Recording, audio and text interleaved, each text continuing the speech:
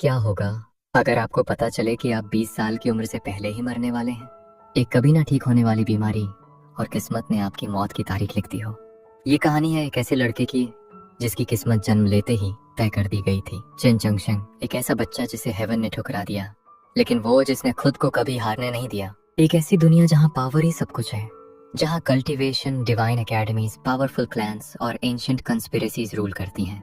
वहाँ वो दया की भीख नहीं मांगता, वो अपनी डेस्टिनी को ऐसे स्वीकार नहीं करता। वो एक चॉइस करता है अपनी डेस्टिनी से लड़ने का, हेवन को चुनौती देने का, वो भी अपने कल्टीवेशन और इंटेलेक्ट की ताकत से। और यकीन मानो, आज से जिसकी शुरुआत होने वाली है, वो सिर्फ एक जर्नी नहीं, ये एक ऐलान है कि जब इंसान ठान ले तो किस्मत भी अपनी लिखावट बदलने पर मजबूर हो जाती है। तो चलिए शुरू करते हैं वे ऑफ चॉइसेस की वो कहानी, जहाँ हर कदम बगावत है और हर चॉइस इमॉर्टैलिटी की ओर एक जंग है। और हाँ, अब से मैं ये 2 सीरीज कंटिन्यू करने वाला हूँ। वो है बियॉन्ड द टाइमस्केप और वे ऑफ चॉइसेस की सीरीज। तो वीक में एक एपिसोड दोनों सीरीज से आने वाला है। अगर आपने अभी तक सब्सक्राइब नहीं किया है तो कर लो यार, इससे आपको वीडियोस के जरिए एंटरटेनमेंट मिलता रहेगा और मुझे मोटिवेशन भी। तो कहानी की शुरुआत में हम हमारे मेन कैरेक्टर चेन चंगशन को देखते हैं, जो एक टाओइस्ट मंक होता है। उसका स्वभाव नम्र है और उसका दिल एकदम प्योर। वो महीनों का सफर तय करते हुए शेंडू सिटी की तरफ जा रहा था, अपनी किस्मत को बदलने। रास्ते में बारिश की वजह से वो एक जगह रुक जाता है। जब अपनी पेट पूजा करने बैठता है तो तभी एक पक्षी उसके पास आ जाती है।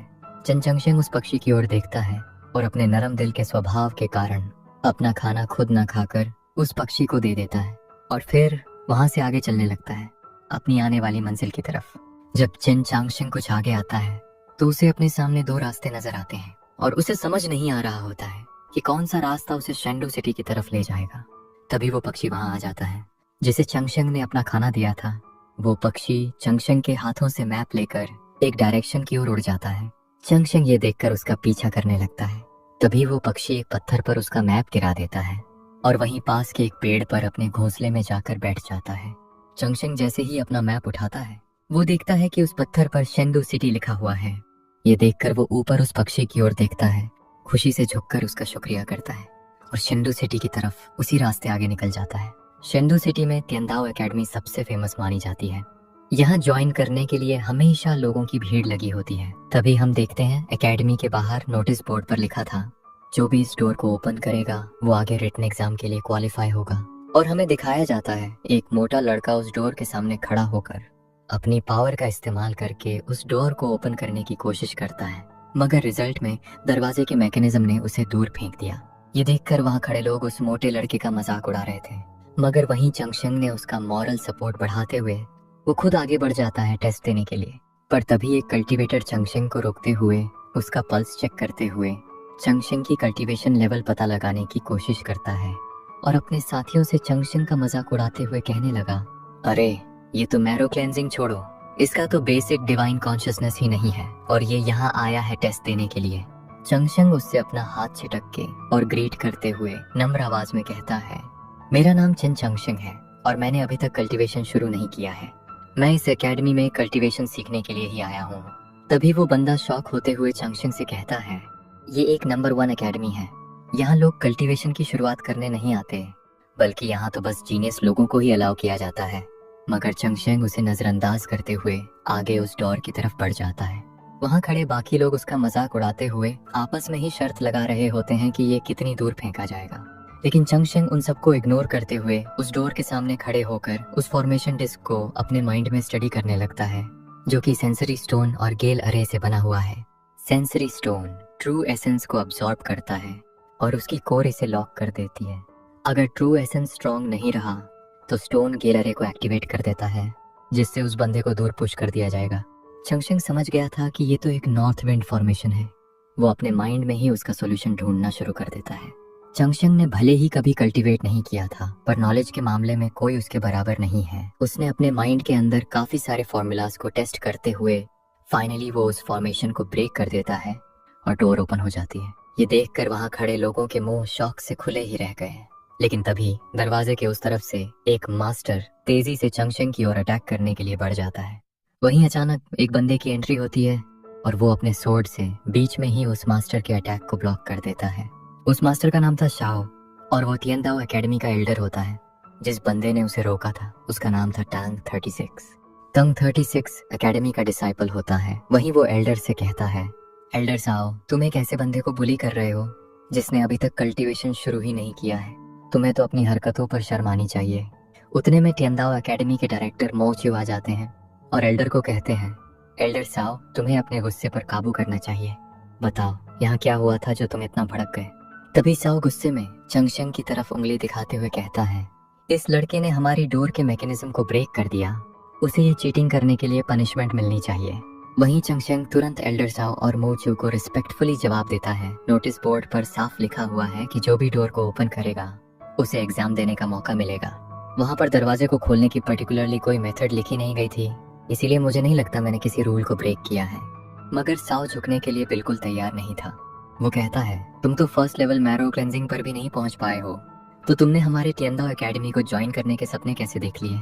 एक बात कान खोल कर सुन लो, मॉर्टल रियल्म के लोग हमारे सेक्ट में बिल्कुल ज्वाइन नहीं कर सकते। ये सुनकर चंगशेंग एल्डर को काम आवाज में कहता है, अगर आप लोग सिर्फ जीनियसेस को ही मौका देना चाहते हैं तो ये फेक नोटिस बोर्ड को हटा दीजिए। मैंने एकेडमी रूल्स को पढ़ा है। आर्टिकल 4 के चैप्टर 70 में लिखा गया है कि रिटन एग्जाम देने के लिए एक कल्टीवेटर होना जरूरी नहीं है। 11 साल पहले आपके इस रूल को एल्डर्स ने बनाया था।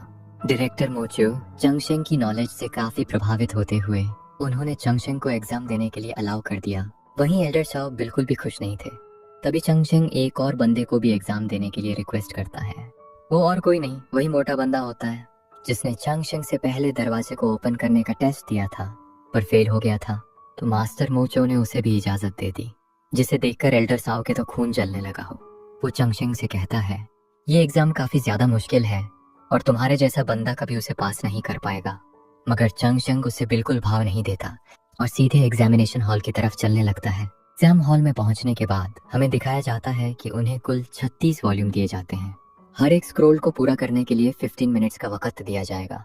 जो भी दिए गए वक्त में टास्क पूरा नहीं कर पाएगा उसे फेल कर दिया जाएगा। वहीं चंगशेंग ने 3000 स्क्रिप्चर्स की पढ़ाई की थी, जिससे उसके दिमाग में एक इल्यूजनरी लाइब्रेरी क्रिएट हो चुकी थी, जिससे उसने बचपन से लेकर अब तक जितना भी मैनुअल पढ़ा था वो सब वहाँ मौजूद था। इसकी बदौलत चंगशेंग मुश्किल से मुश्किल सवालों को आसानी से सॉल्व करने लगा। इस दौरान न जाने कितने स्टूडेंट्स फेल हो गए थे। जलन से भरे एल्डर साओ चंगशेंग के जवाब को सही देखकर और भी जलने लगा, क्योंकि टियांडो एकेडमी में आज तक किसी ने भी 36 के 36 वॉल्यूम एग्जाम में पूरे नहीं किए थे। वहीं चंगशेंग ने एक नया रिकॉर्ड बना लिया था। सबको पता था कि ऐसा ही काम वांग नाम का एक मॉर्टल ने किया था, जिसे आज तक कोई नहीं तोड़ पाया था, जिसे आज तक एक लेजेंड के नाम से जाना जाता है। वहीं चंगशेंग ने तो उसका ही रिकॉर्ड तोड़कर आगे निकल गया। यहाँ एल्डर साओ काफी टेंशन में आ जाते हैं, क्योंकि उसे बर्दाश्त नहीं हो रहा था कि चंगशेंग ने सभी वॉल्यूम का सही जवाब दिया है और टाइम पर ही खत्म कर दिया। लेकिन तभी डिवाइन जनरल की खास सर्वेंट स्वांग वहां पहुंचकर साओ को एक लेटर देते हुए कहती है, हमारी लेडी शू ने आपके लिए एक पैगाम भेजा है। उस पैगाम को पढ़ते ही साओ के चेहरे पर एक ईवल स्माइल आ जाती है। थोड़ी देर बाद रिजल्ट की नोटिस लगाई जाती है। चंगशेंग ने जिस मोटे बंदे की मदद की थी वो कहता है कि उसने तो एग्जाम क्लियर कर लिया, मगर चंगशेंग का नाम तो उस लिस्ट में मौजूद ही नहीं था। तभी वो एल्डर साओ से मिलने चला जाता है और उससे अपना रिजल्ट दोबारा चेक करने की गुजारिश करता है, क्योंकि उसका नाम उस लिस्ट में शामिल नहीं था। वहीं एल्डर साओ उसे देखकर कहता है, तेरा नाम उस लिस्ट में नहीं है तो क्या ही फर्क पड़ने वाला है, और तेरा नाम उस लिस्ट पर होना भी क्यों चाहिए। तभी टंग 36 वहां आकर एल्डर साओ से कहता है, नाम तो उसका होना ही चाहिए। इस बंदे ने हर एक सवाल का सही जवाब दिया था। एल्डर चाओ उसे देखकर कहते हैं, देखो तुम बीच में दखल मत दो। जिस पर टैंग 36 उसे कहता है, लेकिन बीच में दखल देना तो मेरी फेवरेट चीज है। चलो जल्दी बताओ, इस बंदे का नाम इस लिस्ट पर क्यों नहीं लिखा गया है। तो एल्डर चाओ उसे धीरे से कहता है, मेरे भाई देख, प्लीज शोर मत मचा। देख, मैं तुझे कोई रीजन नहीं दे सकता। साथ में वो चंगशेंग की तरफ देखकर कहता है, तुम्हें यहाँ कोई एडमिशन नहीं मिल सकती। ये सुनकर टैंग 36 एल्डर साओ की पिटाई करने ही वाला था कि चंगशेंग उसे रोक देता है। चंगशेंग कहता है, मेरे लिए तुमने स्टैंड लिया, उसके लिए मैं तुम्हारा शुक्रगुजार हूँ, लेकिन टियांडो एकेडमी मुझे एडमिशन नहीं देना चाहती तो कोई बात नहीं, मैं किसी और एकेडमी को ज्वाइन करूंगा। ये सुनकर टैंग 36 उससे पूछता है, ब्रदर क्या तुम्हें गुस्सा नहीं आ रहा है? इन लोगों ने तुम्हें बेवजह रिजेक्ट किया है। जिस पर चंगशेंग कहता है, गुस्सा सेहत के लिए ठीक नहीं है, अगर रीजन सही हो तो ही गुस्से को हावी होने दो। टैंग 36 उसकी बातें सुनकर समझ गया कि ये बंदा काफी इंटरेस्टिंग है और वो चंगशेंग को साथ में डिनर के लिए ले चलता है। वहीं डिनर रूम में दोनों एक दूसरे को इंट्रोड्यूस करते हुए एक दूसरे का नाम शेयर करते हैं। तंग 36 चंगशेंग से कहता है, तुम तो काफी स्मार्ट हो, लेकिन तुम्हारा नाम काफी साधारण है। इस पर चंगशेंग उसे जवाब देते हुए कहता है, मेरा नाम जरूर से साधारण रखा गया है, लेकिन इसका मतलब काफी अच्छा है। वैसे आपके नाम में 36 लगाया गया है, क्या इसका मतलब आप अपने फैमिली के 36वें बेटे हो? ये सुनते ही टांग हंस पड़ता है और कहता है, मेरे भाई, मेरी मदर इतने सारे बच्चे पैदा नहीं कर पाई। असल में 36 ये मेरे एज्योर क्लाउड लिस्ट की रैंकिंग है। 36 रैंकिंग काफी नीचे आती है, तो मैंने जानबूझकर उसे अपने नाम में शामिल कर लिया, ताकि मैं खुद को याद दिलाता रहूं कि मुझे जल्दी से अपने लेवल को रैंक अप करना चाहिए। ये मेरा खुद को मोटिवेट करने का एक तरीका है। यहाँ चंगशेंग को एजर क्लाउड लिस्ट की कोई आइडिया नहीं था, इसीलिए टंग 36 उसे बताने लगा कि ये हमारे ग्रेट जो कॉन्टिनेंट की यंग जनरेशन की रैंकिंग है। तुम जितनी ज्यादा हायर रैंक पर जाओगे, तुम्हारा इंपीरियल कोर्ट के एग्जाम में फर्स्ट आने के चांसेस बढ़ जाएंगे। अब ये लोग बात कर रहे थे कि तभी इनका खाना भी आ चुका था। चंगशेंग देखता है कि मौसम के हिसाब से इसमें से एक भी डिश सूटेबल नहीं है, लेकिन टंग 36 ने इतने प्यार से खाना ऑफर किया है, तो वो मना नहीं करता और खाने लगता है। टंग 36 चंगशेंग को देखते हुए कहता है, शायद तुम जेंडो सिटी से बिलोंग नहीं करते। तो चंगशेंग भी उसे अपनी कहानी सुनाते हुए कहता है, मैं जेनिंग माउंटेन में अपने मास्टर और सीनियर ब्रदर के साथ मेडिसिन की पढ़ाई कर रहा था। जेनिंग माउंटेन का नाम सुनते ही टैंग 36 काफी हैरान हो जाता है। वो कहता है, ये जगह ग्रेट जो कॉन्टिनेंट के वेस्टर्न बॉर्डर पर है, तुम तो काफी दूर से आए हो। जिसके बाद टांग 36 चंगशेंग से उसके पेरेंट्स के बारे में पूछने लगा। वहीं चंगशेंग उसे बताता है कि उसके पेरेंट्स नहीं हैं, वो एक अनाथ है, और कहता है, मुझे तो मेरे मास्टर और सीनियर ब्रदर ने पाल पोस कर बड़ा किया है। मास्टर ने कहा था कि मैं मेरे सीनियर ब्रदर को युनमू माउंटेन में एक टोकरी में मिला था। उस दिन ठंड काफी ज्यादा थी, मुझे तो मेरे सीनियर ब्रदर यूरेन का प्यार से छूना भी वार्म लगा था। वो मुझे अपने साथ ले जाने ही वाले थे कि तभी वहाँ एक गोल्डन ड्रैगन पहुंच गया, लेकिन मेरे सीनियर ब्रदर यूरेन मेरे सामने एक शील्ड बनकर खड़े रहे। तभी वहाँ मेरे मास्टर जी चिन भी आ गए। वो तो इतने ज्यादा पावरफुल हैं, मुझे नहीं लगता इस दुनिया में कोई बीट कर पाएगा। उन्होंने अपने सोर्ड को समन करके उस गोल्डन ड्रैगन पर वार किया, जिससे उस ड्रैगन का विस्कर कट गया था, यानी ड्रैगन की मूंछ। इसके बाद वो गोल्डन ड्रैगन वहां से चला गया। उसी दिन से मेरी परवरिश मेरे मास्टर और सीनियर ब्रदर यूरेन ने मिलकर की। बचपन से मैं काफी ज्यादा कमजोर था, तो मेरे मास्टर ने जानबूझकर मेरा नाम चंगशेंग रखा, जिसका मतलब है ब्लेसिंग फॉर लॉन्जेविटी। मेरे सीनियर ब्रदर यूरेन भी हैंडीकैप्ड है, लेकिन उनसे ज्यादा प्यारा इंसान मैंने आज तक नहीं देखा। हमारे मास्टर ने हमें कभी कल्टीवेशन नहीं सिखाई, उन्होंने तो हम दोनों से 3000 स्क्रिप्चर्स की प्रैक्टिस करवाई। जब भी मैं मौज मस्ती करता या सवालों के गलत जवाब देता, तो मास्टर मुझे पनिश करते थे। सो उनके डर से मैंने कितने ही सारे किताबें फिनिश कर दी थी। 3000 स्क्रिप्चर्स का हर एक वर्ड मुझे याद है। और एक दिन व्हाइट क्रेन बर्ड के जरिए एक मैरिज कॉन्ट्रैक्ट मेरे मास्टर को डिलीवर किया गया था। दरअसल मेरे मास्टर ने उस लड़की की ग्रैंडफादर की जान बचाई थी, तो उन्होंने इस एहसान का बोझ थोड़ा कम करने के लिए उन्होंने मेरे साथ उनकी ग्रैंड डॉटर की शादी तय कर दी थी। हम दोनों ही अक्सर एक दूसरे को लेटर्स भेजा करते थे। उसने मुझे बताया था कि जब मैं जवान हो जाऊं तो उसे मिलने शेंडू सिटी जाना पड़ेगा। वो मुझे वहाँ का खाना खिलाने वाली थी, साथ में पूरे टाउन को एक्सप्लोर करना था, और मैं भी उसे मिलने को बेताब था। लेकिन एक रात मुझे अचानक से ही तकलीफ होने लगी। मेरे वेन्स ने पूरे कोर्टयार्ड को जगमगा दिया था। मेरे सीनियर ब्रदर यूरेन भी ये देखकर काफी ज्यादा पैनिक हो गए थे। जब मुझे होश आया तो मैंने देखा कि मास्टर और मेरे सीनियर ब्रदर मेरे लिए काफी ज्यादा परेशान थे। मेरे मास्टर ने बताया कि मेरे इस इलनेस को कोई भी हीलर ठीक नहीं कर सकता, और यही मेरी तकदीर थी। और मैंने उसी दिन फैसला किया कि अगर यही मेरी तकदीर है तो मैं इसे बदल दूंगा। मास्टर ने मुझे बताया था कि पिछले 800 सालों में सिर्फ 3 लोग ही ऐसा कर पाए हैं। वहीं मैंने भी ये फैसला किया कि मैं वो चौथा इंसान बनूंगा जो अपनी तकदीर को पलट पाए। मेरे मास्टर मेरे इस फैसले से काफी ज्यादा खुश थे। उन्होंने मुझे बताया कि जेंडू सिटी जाकर वहाँ के इंपीरियल कोर्ट के एग्जाम में पहला रैंक हासिल करूं, तभी जाकर तुम्हें अपनी तकदीर को पलटने का रास्ता मिलेगा। वहीं मेरे सीनियर ब्रदर यूरेन ने मुझे वो सोर्ड ब्लेड गिफ्ट कर दी, जो कि उस गोल्डन ड्रैगन के विस्कर या मूंछ को रिफाइन करके मेरे मास्टर ने तैयार किया था। मेरे सीनियर ब्रदर यूरेन गूंगे थे, मगर उन्होंने मुझे इशारों में ही बता दिया कि उन्हें मुझ पर पूरा भरोसा है और वो मेरे वापस आने का इंतजार करेंगे। वहीं टांग 36 चंगशेंग की ये कहानी सुनकर काफी ज्यादा इम्प्रेस हो गया, और वो उसे कहता है, ब्रदर चंगशेंग, आज के बाद मैं तुम्हें अपने सगे भाई जैसा प्यार दूंगा। लेकिन मेरी एक बात समझ में नहीं आई, तुम तो इतनी दूर से पहली बार शेंडू सिटी आए हो, फिर टियांदाओ एकेडमी तुमसे इतना खुनस क्यों निकाल रही है? कहीं इसके पीछे तुम्हारा वो मैरिज कॉन्ट्रैक्ट तो नहीं है? क्या तुम मुझे मेरी होने वाली भाभी का नाम बता सकते हो? जिस पर चंगशेंग जवाब देता है, उसका घर इसी शेंदू सिटी में है और उसका नाम शू यूरोंग है। अब ये नाम सुनकर तो टैंग 36 को झटका लग जाता है और वो बताता है शू यूरोंग ने तो 10 साल की उम्र में ही ट्रू फिनिक्स ब्लड को अवेकन करके वो इस कॉन्टिनेंट की जीनियस बन गई है। उसने तो एज्योर क्लाउड लिस्ट में नंबर 1 रैंक हासिल कर ली है और आगे चलकर वो एक साइंटिस्ट बनेगी। क्या वाकई वही बंदी तुम्हारी फियांसे है? ये सुनकर चंगशंग इमोशनल होते हुए कहने लगता है, मेरे लिए तो वो अभी भी वही शरारती बच्ची है जो मुझे ढेर सारे लेटर्स भेजती थी। मुझे तो लगा ही नहीं था कि आगे चलकर वो इतनी ज्यादा आउटस्टैंडिंग बन जाएगी। मैं उसके लिए काफी ज्यादा खुश हूँ। तभी टैंग 36 उसे कहता है, ब्रदर चंगशंग, अब तो सारी पिक्चर क्लियर हो गई है।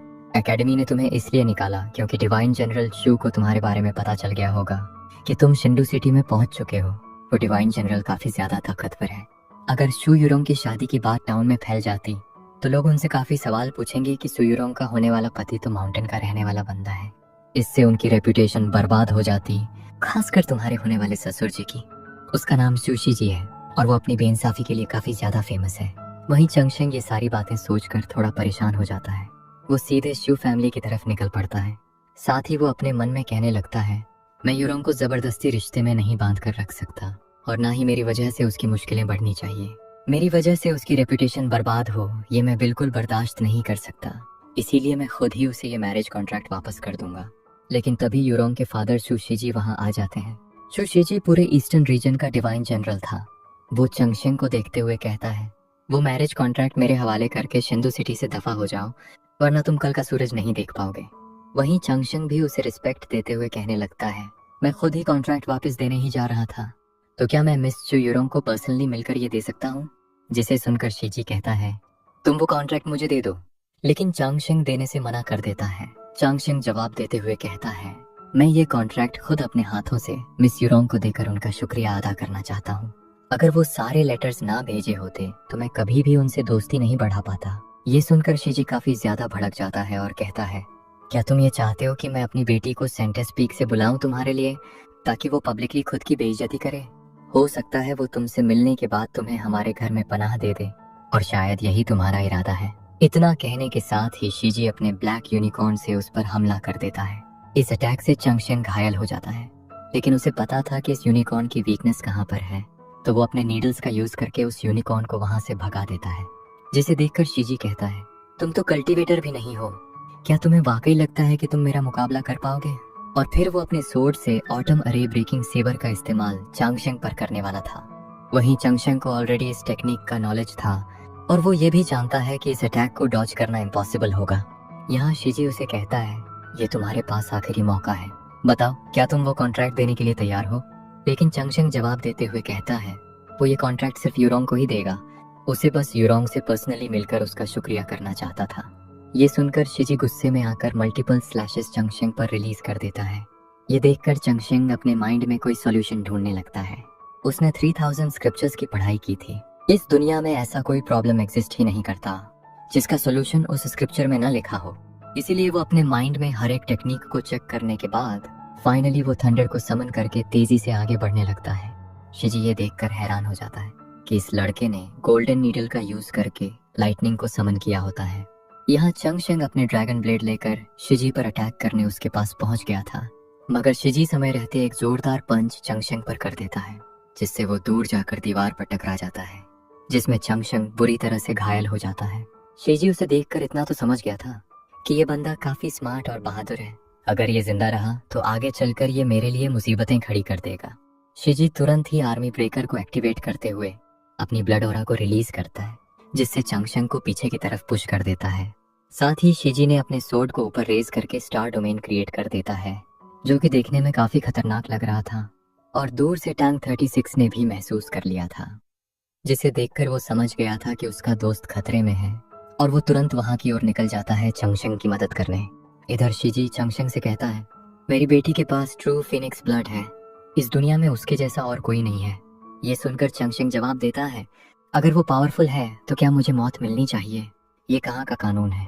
यहाँ पर वो गोल्डन ड्रैगन को समन करते हुए कहता है, इस दुनिया में हर एक बंदा स्पेशल है, तो आप किसी को भी ऐसे जलील नहीं कर सकते। चंगशंग की बातें सुनकर शीजी चुप हो जाता है। वहीं चंगशंग कहने लगता है, पहले तो मैं ये कॉन्ट्रैक्ट खुद ही ब्रेक करना चाहता था, मुझे लगा कि मैं आपकी बेटी के लायक नहीं हूँ, लेकिन अब मैं ये मैरिज कॉन्ट्रैक्ट ब्रेक नहीं करूंगा। पहले मैं तुम्हारे ये सेबर अरे को ब्रेक करूंगा और फिर तुम्हारी ये स्टार डोमेन को। भाई अपने मेन हीरो चंगशेंग के पास कल्टीवेशन नहीं है तो क्या हुआ, लेकिन वो काफी ज्यादा इंटेलिजेंट था। शिजी कितना भी पावरफुल क्यों ना हो, मगर चंगशेंग कभी भी पावर के आगे अपना सर नहीं झुकाने वाला। वो हमेशा उसी को रिस्पेक्ट देता है जो रिस्पेक्ट के लायक होता है। खैर वो दोनों एक दूसरे पर अटैक कर पाए उससे पहले एक लेडी की वहाँ एंट्री होती है। वो लेडी आते ही शिजी के सेबर अरे को अपने लोटस पेटल्स से कई सारे ब्लू लोटस ब्लूम करके ब्रेक कर देती है। तभी हमें पता चलता है कि उस लेडी का नाम मोयू है और वो चीफ इंपीरियल ऑफिसर थी। शिजी उसे देखकर कहता है, मिस मोयू, मैं यहाँ अपने फैमिली के मैटर्स को अटेंड कर रहा हूँ, तो आप इस पर इंटरफियर क्यों कर रही हो? जिस पर मिस मोयू कहती है, मैं यहाँ इंटरफियर नहीं करना चाहती, बल्कि मैं तो हमारे ग्रैंड होली फादर की डिवाइन डिग्री लेकर आई हूँ। ये सुनकर सभी घुटनों पर आ जाते हैं, यहाँ तक कि शिजी भी। तभी मोयू वो ऑर्डर पढ़कर सुनाती है जिसमें शेंदू के ग्रैंड होली फादर ने चंगशेंग को शेंदू में रहने की इजाजत दी थी। साथ ही में उसने बताया कि चंगशेंग अब स्टेट रिलीजियस एकेडमी में ज्वाइन करेगा। इसी दौरान टांग 36 भी अपने दोस्त चंगशेंग के पास पहुंच जाता है। इधर शिजी कहता है, वो तो माउंटेन्स का रहने वाला एक मामूली सा मॉर्टल है, इसे हमारे होली फादर इतनी इज्जत क्यों दे रहे हैं? ये सुनकर मोयू कहती है, जरा सोच समझ कर बात करो, कहीं आप हमारे डिवाइन होली फादर की ऑर्डर को ना मानने की जरूरत तो नहीं कर रहे हो? शिजी को पता था कि अगर वो ऑर्डर के खिलाफ गया तो होली डिवाइन उसकी बैंड बजा देंगे, इसलिए शिजी ने अपना मुंह चुपचाप बंद कर देता है। वहीं पर टांग 36 धीरे से चंगशेंग से पूछता है, ब्रदर चंगशेंग, क्या तुम सच में शिजी के स्टार डोमेन को ब्रेक कर सकते थे? जिस पर चंगशेंग जवाब देते हुए कहता है, नहीं भाई, मैं तो बस ब्लफ कर रहा था। ये सुनकर टांग भी खुश हो जाता है और कहता है, भले ही तुमने झूठ बोला हो, पर शिजी को पूरा यकीन था कि तुम में वो क्वालिटी है। इस दौरान सूरज उग चुका होता है और चंगशेंग भी वहां से निकल जाता है। ये देखकर टांग उससे पूछता है, भाई तुम कहाँ जा रहे हो? जिस पर चंगशेंग जवाब देता है, एक नई दिन की नई शुरुआत करने। और यहीं पर वे ऑफ चॉइसेस का पहला एपिसोड खत्म होता है। अभी तो चंगशेंग की जर्नी शुरू हुई है, आगे और भी मुसीबतें आने वाली हैं। लेकिन तब तक के लिए अगर वीडियो पसंद आया हो तो लाइक और कमेंट करना मत भूलना और चैनल को सब्सक्राइब कर देना ताकि फ्यूचर एपिसोड्स के नोटिफिकेशंस आप तक पहुंच जाएं। Thank you.